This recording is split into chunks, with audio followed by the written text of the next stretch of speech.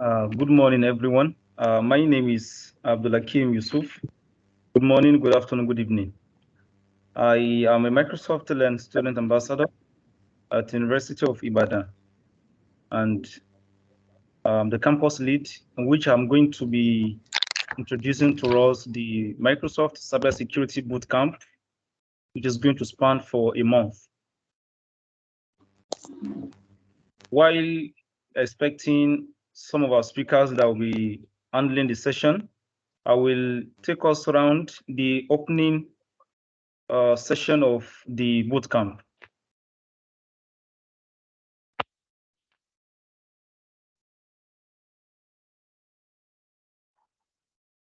Everyone, please can you introduce yourself? Everyone. Adnan, please introduce yourself. Hello. Good morning, Hello. everyone. Good morning. My name is Adnan. My name is Adnan from Syria, studying in Nigeria at Bez University in Ogun State.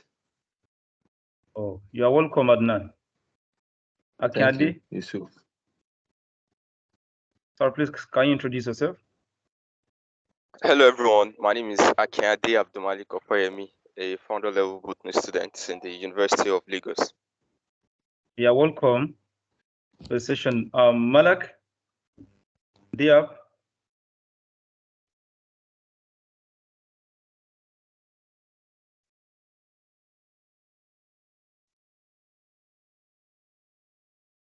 Malak Muhammad Diab. Please can you introduce yourself?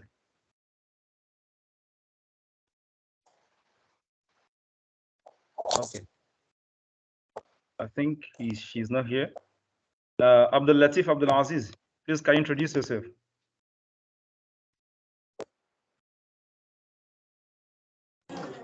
Good morning, everyone. I am Abdul Latif Aziz, a graduate of Educational Management from University of Ilorin. Thank you. Thank you very much. You are welcome. Obioma, please introduce yourself.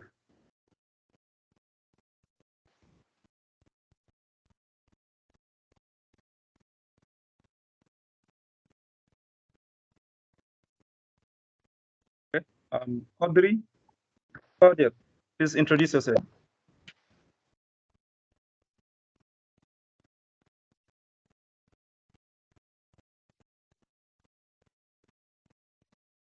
Please introduce yourself.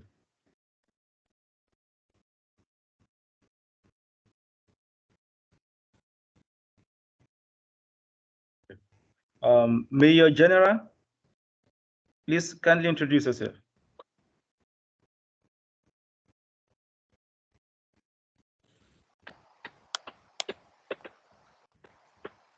Good morning, everyone. I'm Wisdom Apatembo from LASU, Computer Science. Thank you very much. It's nice having you here. So I'll be sharing my screen before I introduce our honorable speaker, Mr. Humphrey Ntichika from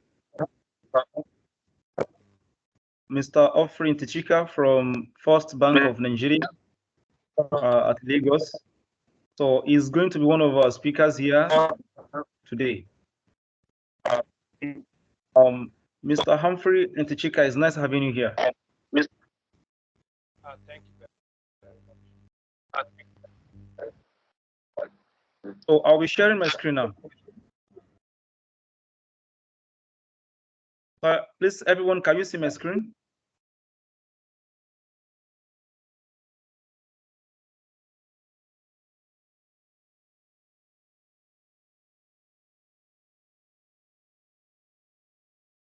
Can you see my screen? Yes. Okay, thank you. So, hello everyone. I welcome us to the Cybersecurity Challenge Bootcamp, that is SC 900. I'm Abdulakim Yusuf, the Beta Microsoft Learn Student Ambassador and the campus lead at University of Ibadan. So I'll be introducing us to the Microsoft Learn Cloud Skills Challenge. in preparation of the cybersecurity bootcamp. You're all welcome to the Class Key Challenge. In this Class Key Challenge, you have opportunity to compete. That is, you have the opportunity to track and benchmark your progress against your local community. Also, you are going to learn and increasing your understanding with the self-paced learning and stay current on cloud technologies. You're also going to develop your skills by growing your marketable skills to better yourself and your career. So get started with Microsoft Learn. So everybody, what is Microsoft Learn? Microsoft Learn is a single destination for free, self-guided, hands-on learning, which you are going to learn on your own schedule. After learning your own schedule, after you've completed the Class Key Challenge, you are going to get a voucher to become Microsoft certified. We have SC 900, we have SC 100, that is the associate exam. We have the SC 200, the 300, the solution architect, and you have the opportunity to watch live and recorded event. You can click on this aka.ms/csclearn to get more information. So I will put it now in the chat box.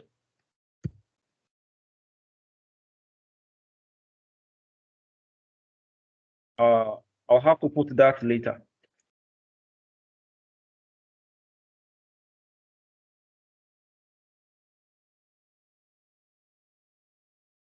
So we also have Microsoft Learn Student Hub. What is the access of the Microsoft Learn Student Hub? It was created specifically with student needs in mind, and it helps you to prepare for a career in technology. It also gives you the opportunity to link to other student developer resources. So you can just click on aka.ms/csc student hub to get more information. So how do I use Microsoft Learn? The Microsoft Learn is an interactive learning for Microsoft products and technologies, whereby Microsoft showcases their different products, different technologies, either in the artificial intelligence space, either in the data analysis space or data science career space, or in the cybersecurity space, in low or no code space, in the web design, .NET, and some others too. So the Microsoft Learn gives you opportunity to have an interactive learning and interactive learning for Microsoft products and technologies. It also gives the opportunity to filter learning paths and modules by product, roles, level, and subject. And you also have the opportunity to learn paths created from learning modules, many aligned to Microsoft certification. Like the one we are having, the bootcamp now is going to be encompassing, is going to be introducing to us the fundamental SC 900. That is the cybersecurity fundamental exam. SC 900. So the fundamental exam is the prerequisite knowledge that you need to gain before you can move on to the SC 100, which is the associate exam. You can also explore a topic in depth with guided path or learn a specific task with individual modules. You can also built-in knowledge. You can also gain the built-in knowledge checks to test what you have learned.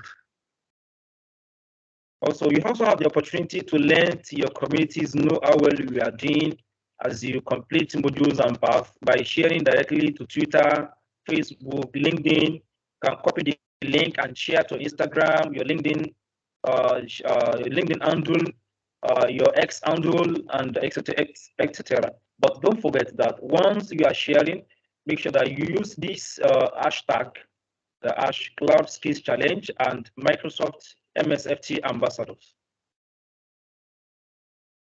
Your profile on Microsoft Learn. What does the profile help you to do? It helps to keep your tracks of your activity, your trainings, your challenges, achievement, and also lets you manage your settings. And it also gives you the opportunity to gain your transcript once you have written an exam. It also had email notification, and you also need to add your email notifications to receive notices about the Cloud Skills Challenge and to stay up to date about Learn. And it helps you to link additional work or school account to see all your learning progress in one location. What is a Cloud Skills Challenge? A Cloud Skills Challenge skills participants on Microsoft products and technologies via a gamified experience utilizing Microsoft Learn content. It is fun, it is free, and interactive skilling event. It uses a curated collection of Microsoft Learn learning paths, or you also can create your own collection which you can learn. Getting started with Cloud Skills Challenge.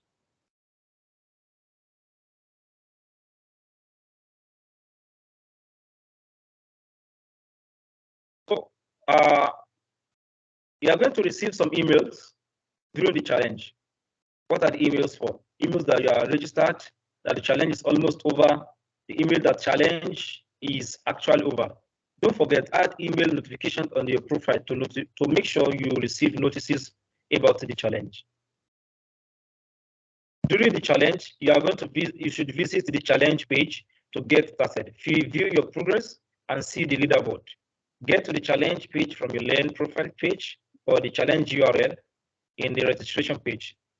Then the challenge page updates modules completed and leaderboard every few hours. There's going to be incentive winner selected and random, one entry per every 10 modules completed. The prizes is either you have the Xbox Ultimate 3-month Game Pass voucher or you have a LinkedIn Premium 12-month voucher. And it's going to be notified via email within 7 days of challenge end date.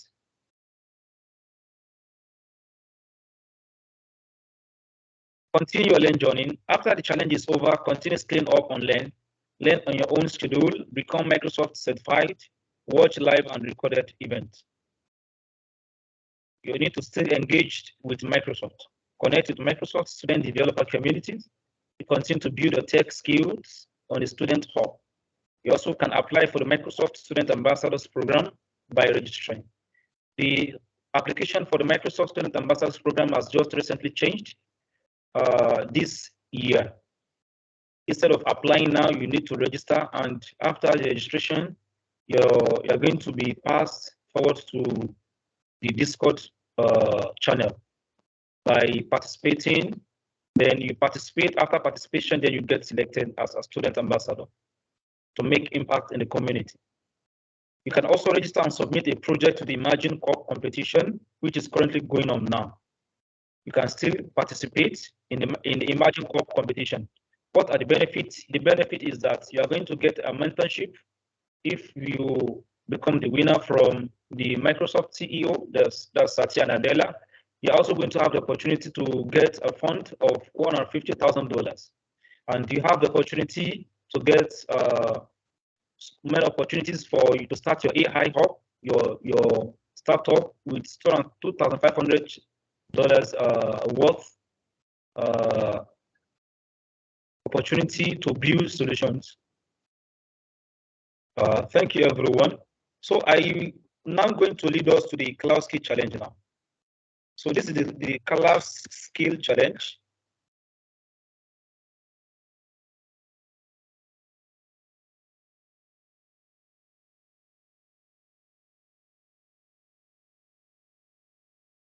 So once you click on the Cloud Skill Challenge, so you need to, this is the Cloud Skill Challenge, Introduction to Cybersecurity. You have 15 modules here. We already have a leaderboard here. This is Muiz Olubiyi. You continue learning.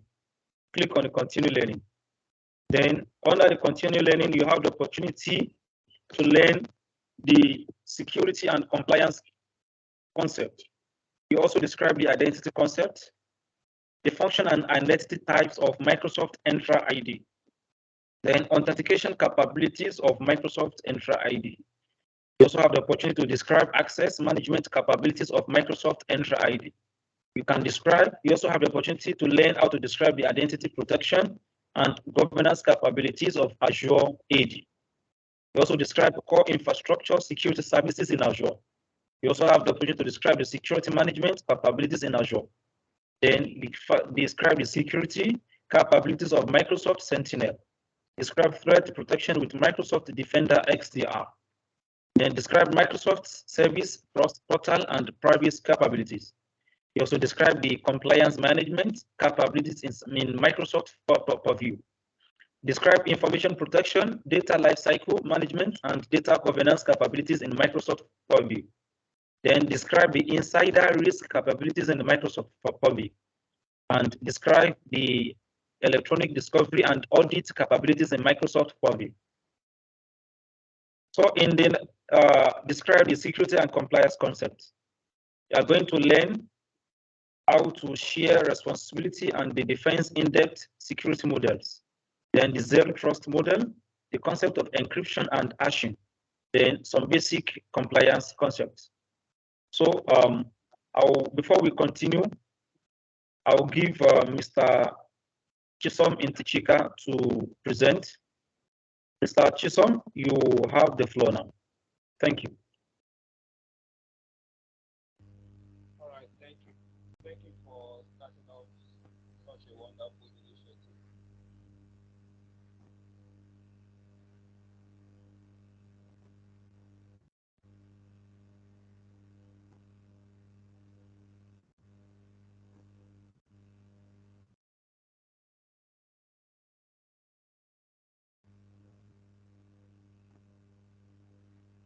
trying to share my screen.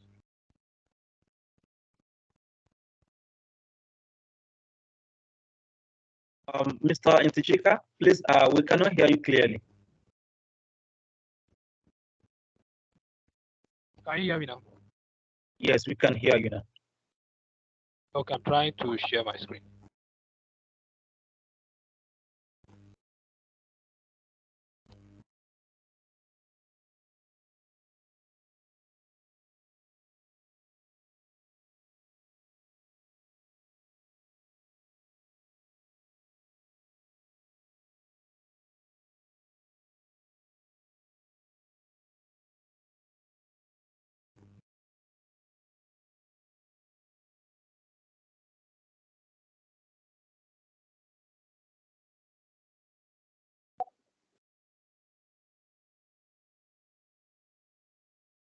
I don't know if my screen is visible. Oh, no, we cannot see the screen.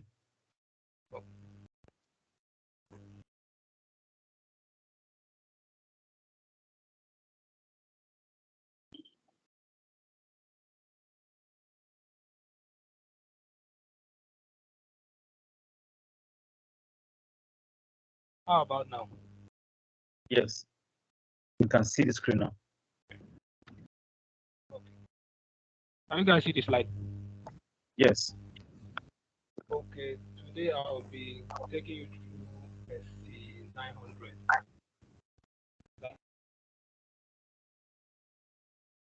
View. So what I'll be doing is shedding more light on the first module. Then I'll share a tips of how you can prepare for this exam.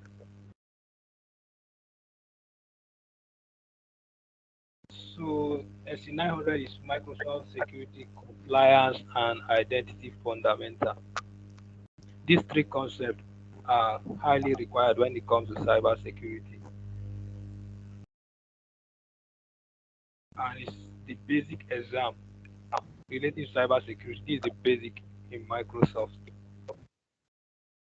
So for the skills measure, this course have 4 modules. Describe the concept of security, compliance, and identity, which is the module 1, and that's about 10 to 15% of your exam. Then the second module is describe the capabilities of Microsoft Entra, which is about 25 to 30% of the exam. The third module we talk about you describing the capabilities of Microsoft security solutions.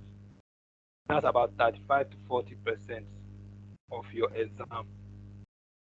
Then the fourth, which is the last, is to describe the capabilities of Microsoft compliance solution, which about 20 to 25% of your exam. These are the four modules, but we'll be talking about the first.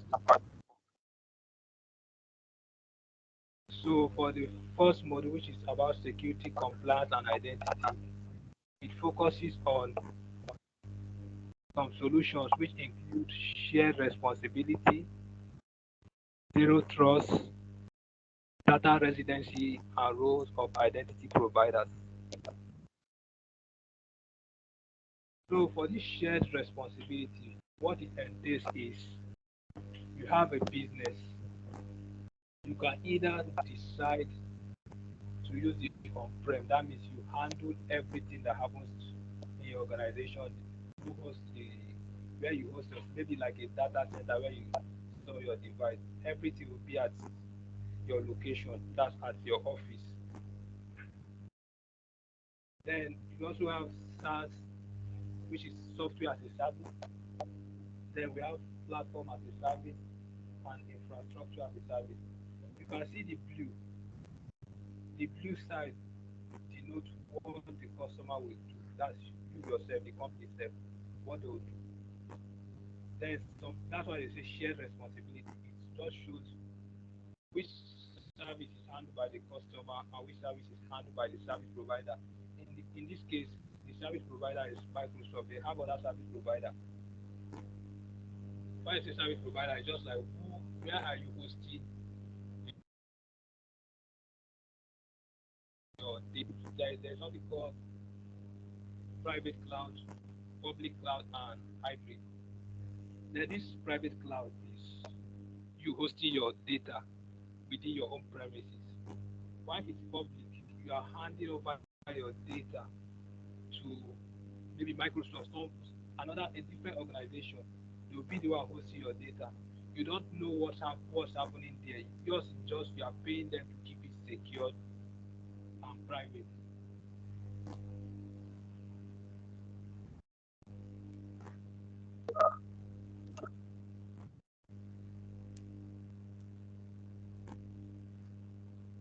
So if we want to explain this infrastructure as a service in a layman term, infrastructure as a service is more like you are renting a kitchen space. But maybe you rent like maybe a catering service, but you be the one to make the food yourself. Yours is just to rent the kitchen. But any other things, the spoon, the force, everything will be there, but you be the one to make the food yourself. Then when it is platform as a service, you are renting the kitchen and as well as renting those that will make the food for you. Then software as a service is more like you are ordering and already made. You don't care about what happened. Yours is just to have a spoon in your house or whatever you need to eat, but you are renting it. Why on-prem, which you can see here, is your sole responsibility. On-prem is more like you are making the food in your own house. So anything shared responsibility is all about who handles what responsibility. Then we have a concept called defense in depth. Defense in depth is something that happens in every organization. When I talk about defense in depth, it's more like you are entering into an organization, the security measures. When you are going to an organization, you definitely see a gate and security guard at the entrance. That's a physical approach. Then when you get in there, like identity and access, that's more like at the entrance there, maybe a bank or something, you may need to slide in use a card to gain access. That's identity. They are trying to identify who goes in. Then this network is more, let's say the perimeter is more like a prevention against denial of service. It protects against denial of service. That's to filter large scale attack. Denial of service in the sense that when we talk about denial of service, usually an attack where a hacker tries to upload a large file to prevent authorized users from accessing a particular network. Then this network security measure, if you go to an organization, you try to access a Wi-Fi. There is a Wi-Fi for guests and there is a Wi-Fi for those working there. That's network security measure. Then compute is that's to do with who can access a file stored on a cloud or somewhere. Then application, the same thing. It has to do with applications in the organization. It's not everything that you can have access to. They're just making this defense index in such a way, not more like a multi-factor authentication. You don't want someone to just go in immediately.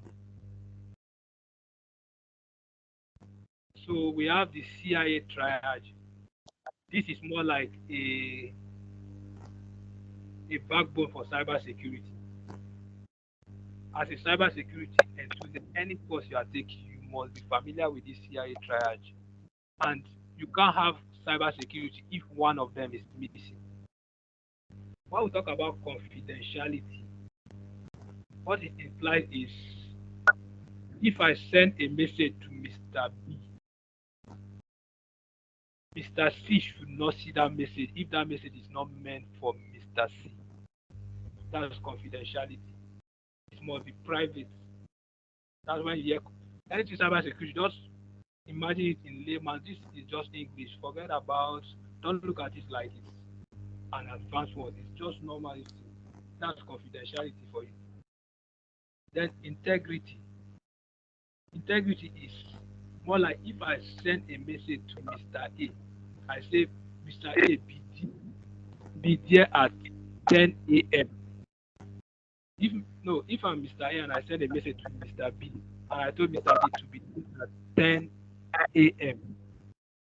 When that message gets to Mr. B, for it to possess integrity means that that message must not be altered. It should not be in such a way that when the message gets to Mr. B, the message has changed. Maybe someone altered the message and changed it to 10:30.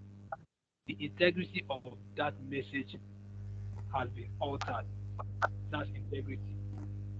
So the availability is if I want to access a file 247, that file should be available. We don't want a, let's say like in a bank now, but let's use like your ATM. Your PIN is confidential to you. Then the ATM machine you are trying to use, availability should be in the sense that you shouldn't go there and see temporary out of service. Let me say out of service or temporary unable to dispense cash. Then integrity should be in such a way that whatever you are doing is not altered. Whatever transaction you are making is not altered by a third party. Then we have what is called zero trust model. Zero trust model is just a principle which every cybersecurity enthusiast must follow. And the principle states that you should trust no one, verify everything. That's more like, let me say, like a firewall. Firewall uses this zero trust model. When a file is coming in, you need to verify the authenticity. Do every form of verification to show that this file that is coming doesn't contain any form of malicious events or malicious file.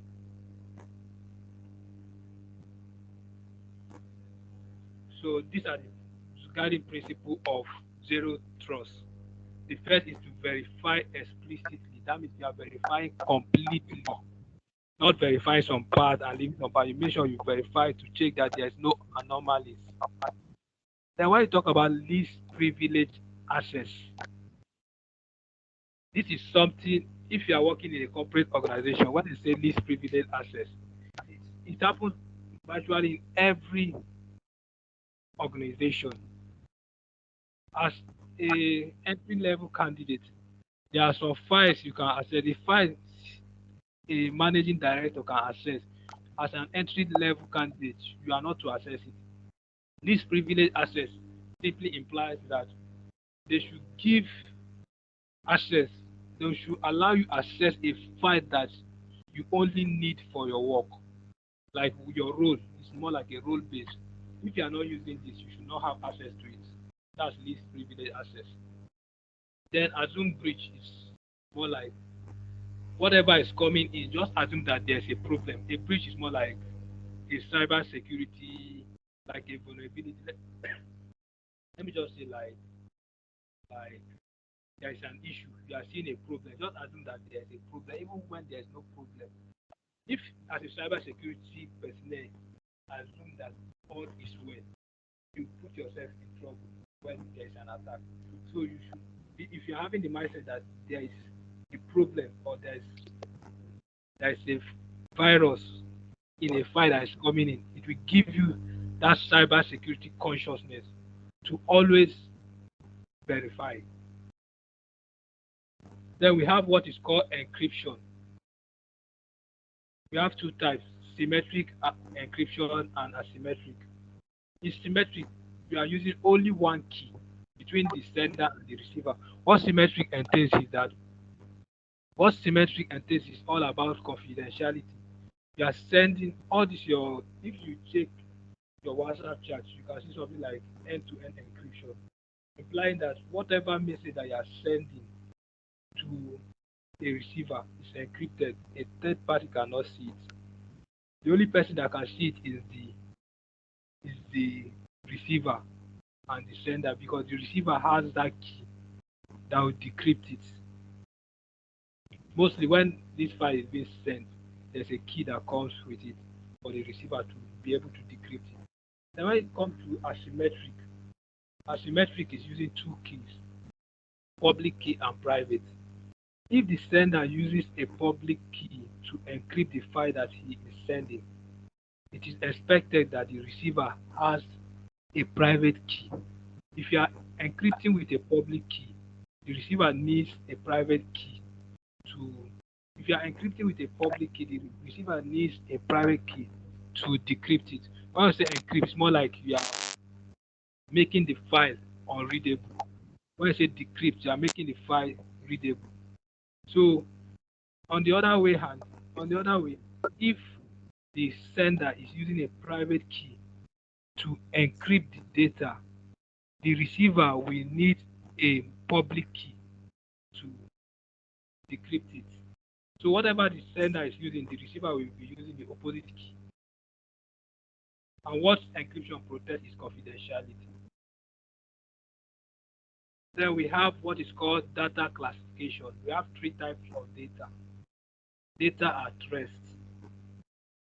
When I say data at rest, this data maybe it's just used, a data is stored, you are not accessing it. Data is just stored there.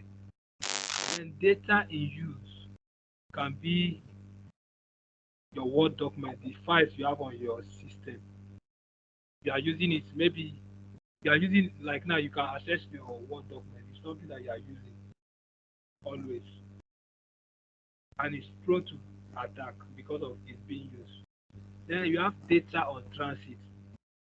This has to do with when you are trying to access a file online, or you are trying to send a file over a network. Like let me say, like you are using FTP, file transfer protocol, or you are even sending a file via mail. That file is going through a network, so it's on transit, and it's also vulnerable to attack. So these three files have a way you can encrypt them. Then we have hashing. Hashing is not encryption. What hashing protects is integrity. When we say integrity, that means whatever you are sending remains unchanged. It cannot be altered. If you are sending A, it should be A. And hashing is not like it's not like encryption in the sense that it's using a fixed length called a hash. Even if you are trying to hash like a book is 4-letter word, and you are trying to hash plate which is 5-letter words, it will still use the same fixed length. If the fixed length is 64 bits, to use 64 bits, only that the hash will look different. But in terms of encryption, if you are using book, BOOK, and you are trying to encrypt books, which is 5-letter words, you will see that the encryption for book might be like, let me say, 12-letter words, something that is unreadable, but maybe 12 letter. But that of books will be longer. But hashing is fixed, just that the character will change, but it's fixed. If it's 64 for book, it will still be 64 for umbrella. And hashing is not meant to be reversible. That is not meant to be decrypted. Then we have what is called governance, risk, and compliance.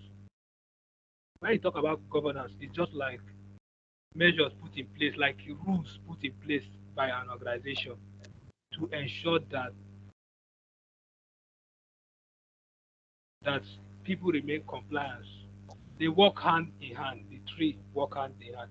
If there is a rule, there should be compliance. That means you are complying to a set of directives. The governance is the directive. You can see something like let me say, if you are trying to take maybe an exam or anything, there's something like terms and conditions. Those are rules, principles. Then you ticking that, maybe they say check this box.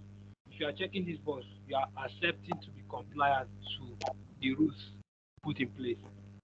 Then when we talk about risks,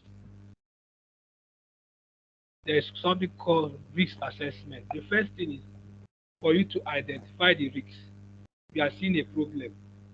It's not yet a problem, but we are seeing that if you do this thing, it might be risky, it might cause harm.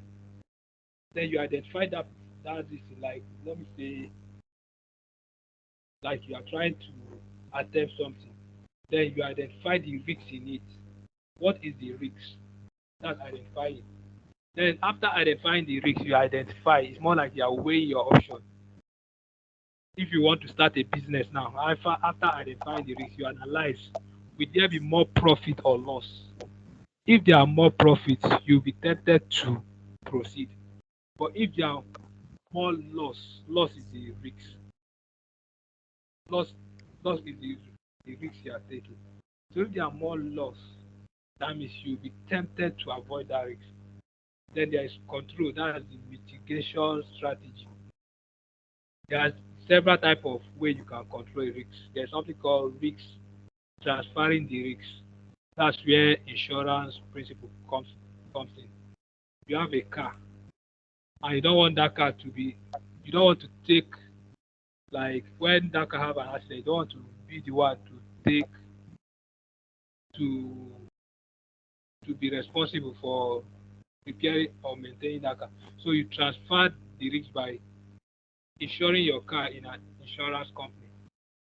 There's something like risk acceptance, another control, risk control. Accepting a risk means you have analyzed the risk, you have weighed your options, you have seen that the risk, the profit is more than the loss. So you are accepting to start that business. Then there is something called, let me check this.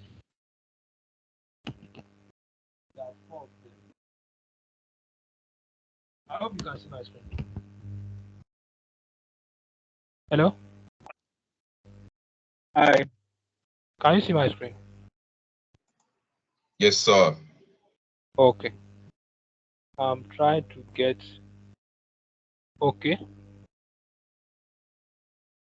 I'm trying to get it for kind of risk.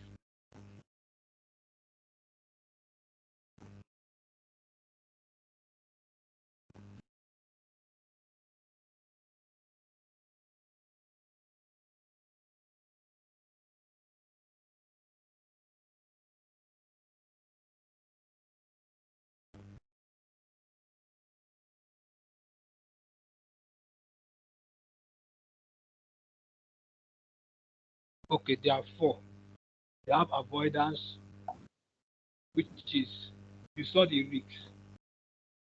When you saw a risk, you just maybe you want to start up a business and you saw that the risk is too high. You just stop what you are doing. You forget about that business. That's you have avoided the risk. But transfer is when it comes to transfer, you are you are more like you are insuring, you are employing the services of an insurance company. The mitigation means that you have seen the risk, so you set up some measures to curtail it, to make sure that it doesn't get as worse as you have seen. The acceptance is you have accepted the risk. You are not doing any mitigation. You are not trying to prevent. You have already accepted that. Like mitigation now is maybe the risk is 40%. You are trying to find a way to reduce it or make you are trying to find a way to reduce it to ensure that it doesn't go above 40%. Your target is to make sure that it goes below 40%. But acceptance is that you are accepting it at that 40%.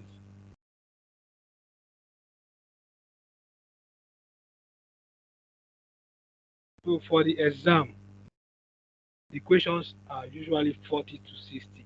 It will be rare for you to even see 60 questions. It's within 40 to 50. And you can see multiple choice. The scenario based question, that's more like case study. Then true or false and drag and drop.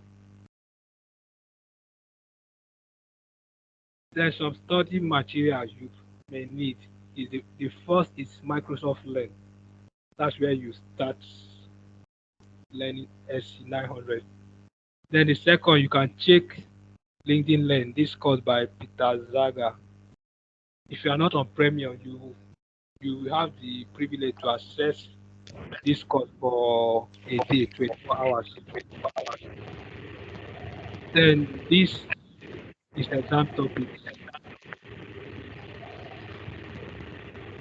That's when you are done studying Microsoft Learn and LinkedIn Learn. You can access the questions by program.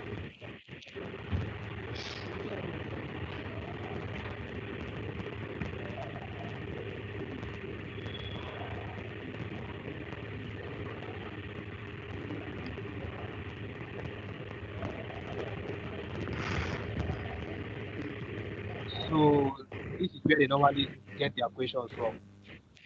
Something like when you access question, maybe after reading, after studying, you check, you answer the question before revealing the solution.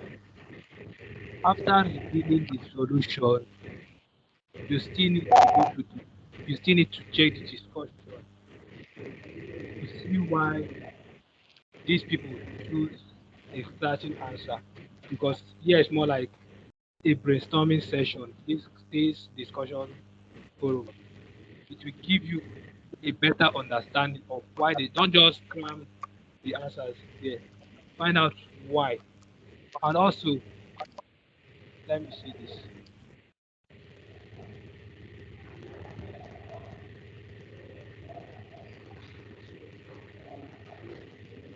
Microsoft also shares reference where you can see why they picked a particular answer. So it's just like a guide for you. Then we also have Telegram groups. There you can get, because this exam topic, there are some questions you may not be able to access until you pay for contribution as for contributor access.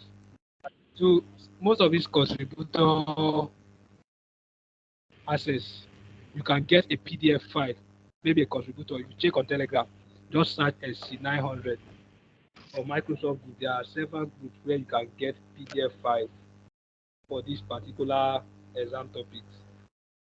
Then YouTube videos, you can also check YouTube videos. That's when the most important thing, you start from the Microsoft Learn.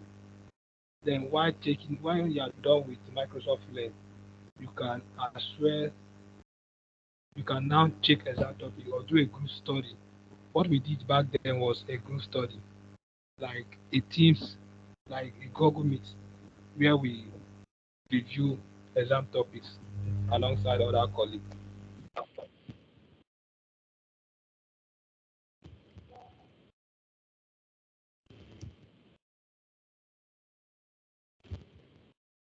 So before taking any certification exam, you need to ask yourself two questions. Like SC 900 now, you need to ask yourself, where do you see yourself in 3 to 5 years? That's more like your career plan.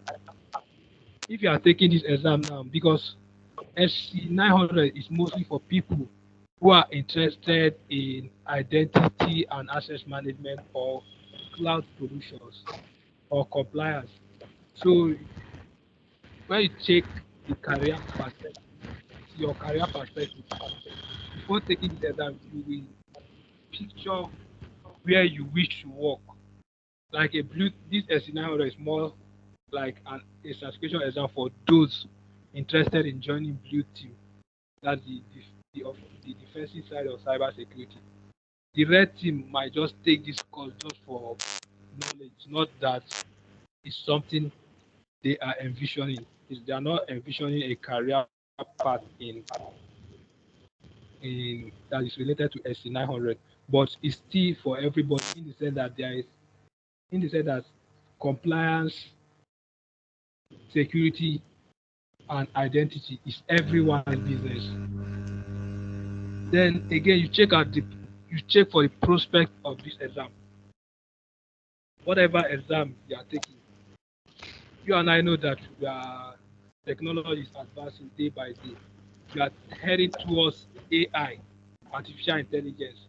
Cybersecurity is something that even to the end, let me just say to the end of time, cybersecurity job, those in cybersecurity, there will always be vacancy for those for cybersecurity enthusiasts in the sense that cyber attack can never be mitigated 100%. So the prospect of this exam is, if you are taking a cybersecurity course, find a way to relate it with artificial intelligence, because artificial intelligence is for the future.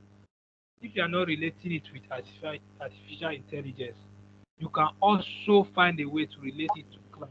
SC 900 is also related to cloud. Cloud computing is another field that has come to stay, because our data are stored in cloud. We are going from an era where data is stored on maybe like storage in cloud. So whatever exam you are taking, you should not go and take an exam that tomorrow they'll say this one is obsolete. We don't need that skill. That's just it. If you have any question, you can ask.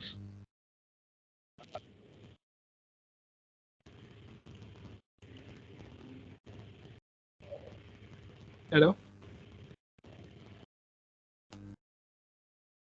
Hello. Can you hear me? Yes. Please, if you have Yes, any loud and clear. I can hear you. if you have any Yes, question, yes, you I can can. ask. I can. Yeah. Hello, sir. Yeah, I'm with you. Thank you so much for the um presentation. It is very engaging and enlightening. My question is this: as a newbie that we're trying to transition, we are trying to leave our career to join tech, Okay. cybersecurity specific. Okay. We don't know, maybe we don't even know any field in cybersecurity that is interesting to us or that match our, and we just say that, okay, cybersecurity, taking some courses on Google introductory lesson in cybersecurity, and we find it fascinating and interesting that we can do it. But now that at the end of your presentation, you mentioned two things: that we should know the kind of exam we want to take and the where we see ourselves in 3 to 5 years, so that we're not going to take a course or an exam or certificate that will not be useful in the future. Good and fine, but we as a newbie, how do we know what to do and when to do it? What exams should we take? Because we only think that cyber is the future. Okay, we want to go into it as a future. We need a clear roadmap that we take on, okay, do this now. After this exam, take this one. After this exam, take this one. In the next couple years, you will get this kind of job. I think that is where we are getting it wrong. We are confused and we don't have a clear thought about it. Thank you, sir. Okay. What I'll do is I'll drop my WhatsApp contacts. I have a Okay. roadmap one of my mentors shared with me, which I'll follow. I'll drop my, because if I'm to check it now, I might not be able to see it because it's an old chat. But I'll drop my Okay. WhatsApp contact. It shows Okay. you every certification you have to follow. If and they'll state the job role. Let me see if I can get that. Okay. That will be very helpful. Let me just drop the WhatsApp. Thank you, sir.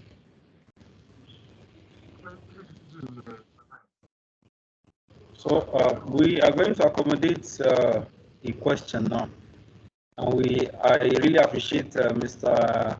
Humphrey Chika for the wonderful presentation. Thank you very much for coming for the presentation. And to every one of us, I sent a survey link which we need to participate in so that we can all have a wonderful and each-free event. So you can always reach out to me on the WhatsApp group, or you can reach out to Mr. Humphrey Chika for maybe if there is any internship opportunity after the cybersecurity program. So, and we are also going to be sending more opportunities of cybersecurity opportunities, exams, and internship opportunities too. And moreover, by Thursday, we are going to be inviting Professor Zunera from Open Air University, the head of department at Air University, HOD Security, Cybersecurity from Pakistan, and some other elites from Pakistan and from the industries. So we are going to accommodate just a question now before we end the call. I have sent the post-event survey. Sorry, okay. So were you able to access? Okay, let me check. I'm sorry, please.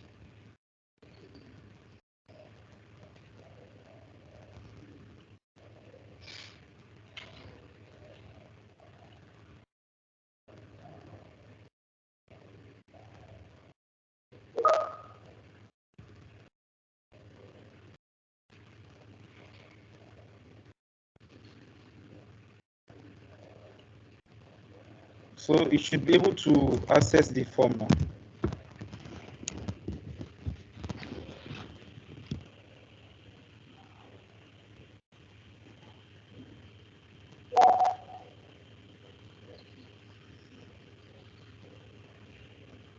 Okay. So once you have access and you have filled the form, so we are going to call the meeting to an end. Till Thursday, whereby we are going to be inviting Professor Zunera from Open Air University, Pakistan. The second speaker was supposed to be here. I think there is some technical issue. Probably we are going to be inviting him as the second speaker in the next session. Please let's try as much as possible to send out the Cloud Skill Challenge to other participants in our university so that we can have more successful participants at the end of the challenge. Thank you, everyone.